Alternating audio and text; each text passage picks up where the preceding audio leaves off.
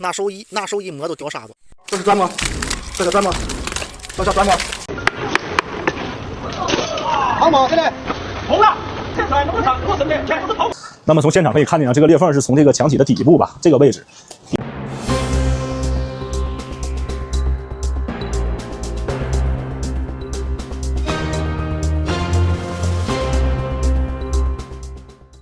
Shattered ceilings, walls splitting apart, towers leaning on the brink of collapse, millions of lives caught in the danger zone.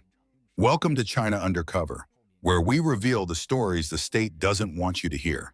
These apartments were once marketed as modern, safe, and symbols of China's new urban dream. But the dream has turned into a nightmare. Behind glossy brochures and glittering skylines lies a deadly truth. Homes built with weak materials, rushed deadlines, and almost no accountability. For decades, China's cities have risen at breakneck speed. Shiny towers replaced rice fields, developers promised world-class living, and state media paraded these buildings as proof of national strength. But the rush to build faster and cheaper came at a price: safety. The nickname tofu projects spread online, comparing these fragile buildings to tofu, solid-looking, but crumbling at the slightest touch. Now the cracks, literally, are impossible to hide. Videos flood Chinese social media showing brand new apartments riddled with wide fractures, ceilings collapsing in the night, and concrete falling onto terrified families. In Changsha, a family of 3 barely survived when part of their high-rise ceiling crashed down while they slept. In Ningbo and Qingdao, luxury towers less than 5 years old were evacuated after tilting foundations put residents at risk of a deadly collapse. Even relocation housing in rural counties, built as poverty alleviation projects, has proven disastrous. Heavy rains have caused roofs to cave in, flooding homes and leaving families with nothing.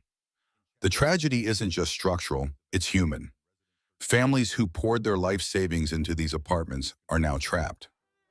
They can't sell, they can't move, and they live every day with fear that the building around them could give way.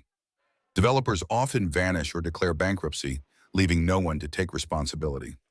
Legal action is slow and hopeless. Protests break out but are quickly silenced. In Sichuan, residents demanding answers for collapsing ceilings were dispersed by police within an hour. Internationally, shocking footage of collapsing towers in Shenzhen has spread despite Chinese censorship, fueling global outrage. Experts say the country's obsession with, for decades, real estate has been the backbone of household wealth and local government revenue in China. But today, that very foundation is cracking, not just in concrete and steel, but in public trust. Safety checks are being rolled out under public pressure, yet few believe they will bring real change. Why? Because in the past, these so-called investigations often ended with vague promises and no accountability. In some shocking cases, the same companies that built the defective towers were hired to inspect their own projects. This crisis is no longer about tofu-dreg buildings alone. It's about a broken system where greedy developers, corrupt officials, and a legal system stacked against ordinary citizens collide. At its core lies collusion. Contracts won through bribes, safety violations signed off with a stamp, and regulatory bodies serving political agendas instead of the people. For local governments desperate to boost GDP numbers, speed and quantity take priority, while quality becomes an afterthought. The result? Towers built with cheap cement, recycled steel, and walls so thin they can barely withstand seasonal rains. Workers are underpaid, untrained, and pushed to finish projects at record speed. On paper, China's building codes look strict, but in practice, inspections are rushed, manipulated, or ignored entirely. In rural areas, approval often comes down to nothing more than a rubber stamp. And when cracks appear or ceilings collapse, censorship makes sure the public never hears the full story. Videos vanish, posts are deleted, and anyone who dares to speak out risks punishment for spreading rumors. These forces feed off one another. Corruption hides cost-cutting breeds collapse, and censorship buries the truth. The cycle repeats endlessly, creating a housing market full of hidden dangers, where even brand new apartments can be ticking time bombs. Without deep reforms in governance and accountability, These disasters will only multiply as aging tofu projects begin to fail across the country. But the collapse of trust is not just structural, it's personal. Homes, once considered the safest and most valuable investment for Chinese families, have turned into financial traps. Apartments bought for over 300 per square meter are now worth half that, or worse, unsellable. Yet owners must keep paying mortgages while also covering rent or costly repairs. For middle-class families, this double burden is devastating. In cities like Shenzhen and Harbin, entire buildings have been evacuated, leaving hundreds of families stranded in shelters or budget hotels with no compensation and no justice.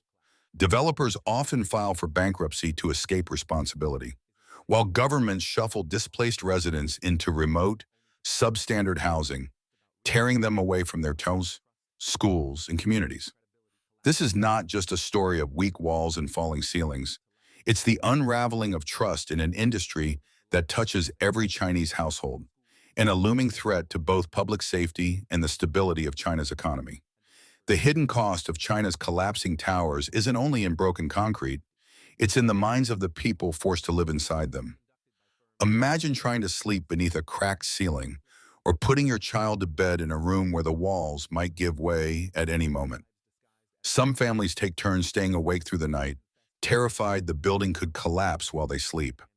The constant tension wears people down, leading to insomnia, depression, and serious health problems that no doctor can cure.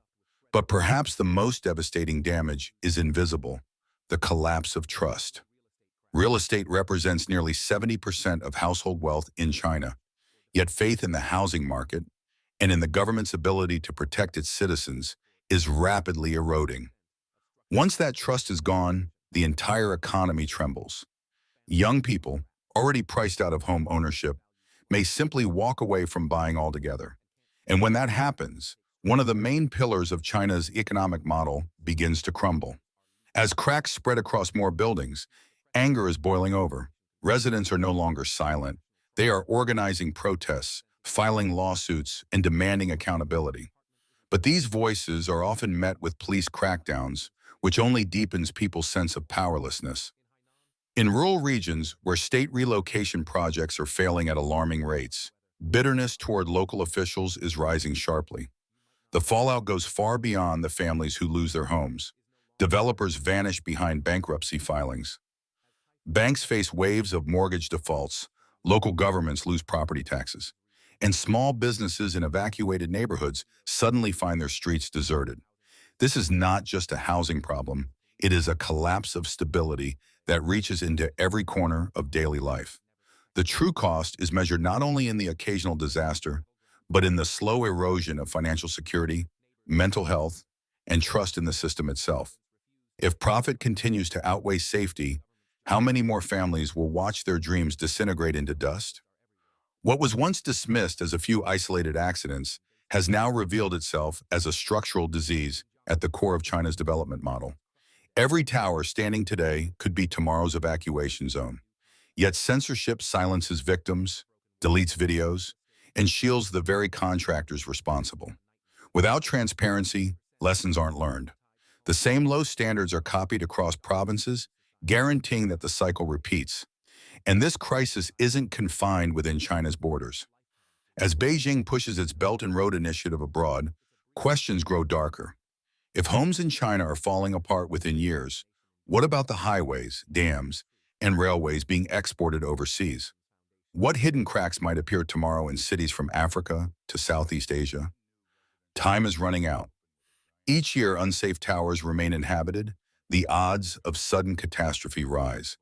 Unless the system is rebuilt from the ground up, millions will continue living with the knowledge that their homes, meant to be safe havens, are one storm, one tremor, one unlucky night away from tragedy. China's tofu projects are not just a scandal. They are a ticking time bomb over millions of lives. If ignored, the next collapse could claim not dozens, but hundreds in an instant.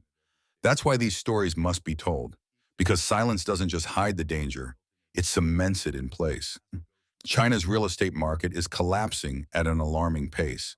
Property values have plunged 30 to 50%, wiping out wealth for millions of homeowners.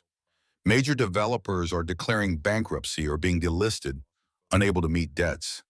Construction sites lie abandoned, half-finished, a stark reminder of broken promises. Investor confidence has evaporated, leaving the market paralyzed. Every signal points to a path toward total collapse. Once booming skyscrapers now stand as monuments to failure. Housing that was supposed to secure families' futures is losing value daily.